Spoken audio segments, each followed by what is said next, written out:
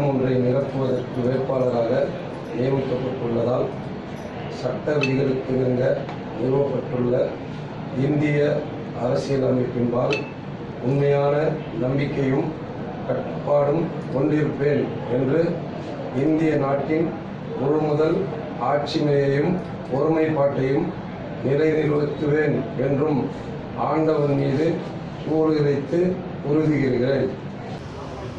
2026 சட்டமன்ற தேர்தலில் பல்லாவரம் சட்டமன்றத்தினுடைய வேட்பாளராக இந்து திராவிட மக்கள் கட்சியினுடைய மாநில தலைவர் எம்.எஸ். பாபு இந்த சட்டமன்ற தேர்தலிலே போட்டியிடுகிறேன். இந்த பல்லாவரம் சட்டமன்ற மன்றமானது கடந்த தொடர்ந்து 20 ஆண்டுகளாக ஆட்சி ஆண்டு கொண்டிருக்கிறவர்கள் ஊனமுற்றவர்களை போன்று செயல்பட்டு கொண்டிருக்கின்றனர். நீங்கள் பார்த்தீங்கன்னா இங்கே இருக்கக்கூடிய 108 திவ்ய தரிசனங்களில் ஒரு ஆலயமான திருநீர்மலை கோயிலினுடைய 1000 கோடி ரூபாய் மதிப்பிலான சொத்து எந்த கட்சி ஆட்சி போட்டுக்குதுன்னு தெரியல. ஆனால் 17 சர்வே நம்பரில் 3 சர்வே நம்பர் தான் இருக்குது. 15 சர்வே நம்பரை காணலை. ஆண்ட ஆட்சியாளர்கள் கடந்த காலங்களில் ஆண்டவர்கள் மொத்தத்தையும் வித்து சாப்பிட்டதாக தகவல்கள் இருக்கிறது. இதையெல்லாம் மீட்டெடுக்க வேண்டும் என்பதற்காக தான் இந்த தேர்தலிலே களம் காணுகின்றேன். அது மட்டுமல்லாமல் திராவிட முன்னேற்ற கழகத்தை சேர்ந்த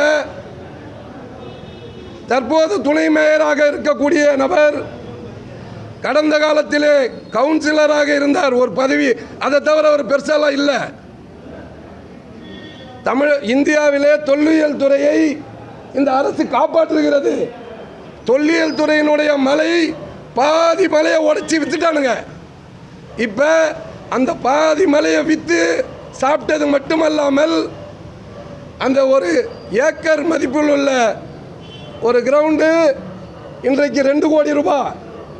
அந்த 1 ஏக்கர் 1.5 ஏக்கர் நிலத்தை வேலி போட்டு ஆக்கிரமித்து வச்சிருக்கிறானுங்க.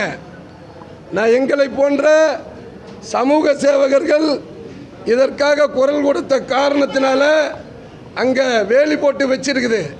இந்த இந்த இடங்களை எல்லாம் மீட்டெடுக்க வேண்டும் என்பதற்காக தான் நான் இந்த தேர்தலில் களம் காண்றேன். எல்லா இடத்துலையும் இந்த தமிழகத்தில் கடந்த ஆட்சியாளர்கள் 160க்கும் மேற்பட்ட ஆலயங்களை இடித்து தரைமட்டமாக்கி இருக்கின்றனர். இந்த ஆலயங்களை எல்லாம் காப்பதற்காக தான் இந்த இந்து திராவிட மக்கள் கட்சியில் நான் வேட்பாளராக களம் காணுகின்றேன். இது மட்டுமல்லாமல் தமிழகத்தில் கஞ்சா புழக்கம், அபின் புழக்கம், போதை மருந்து இந்த ஆட்சி தள்ளாடிட்டு இருக்கு. ஆட்சியாளர்கள் ஆட்சிக்கு வரும்போது டாஸ்மார்க் மூடுவேன்னு சொன்னாங்க. டாஸ்மார்க் எல்லாம் அப்படியே செயல்பட்டு கொண்டு இருக்கின்றன. இந்த எலைட் பார் என்ற பார்கள் 10 இருந்தது, மெல்ல மெல்ல குறைப்பாங்க.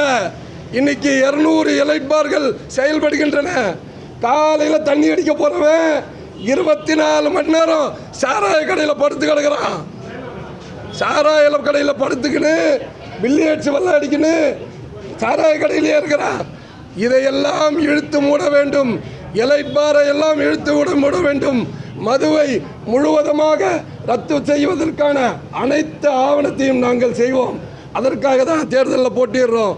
கடந்த காலங்களில் இந்த தமிழக ஆட்சியாளர்களை ஒரு போராட்டத்துக்கு அனுமதி கேட்டால் கிடையாது.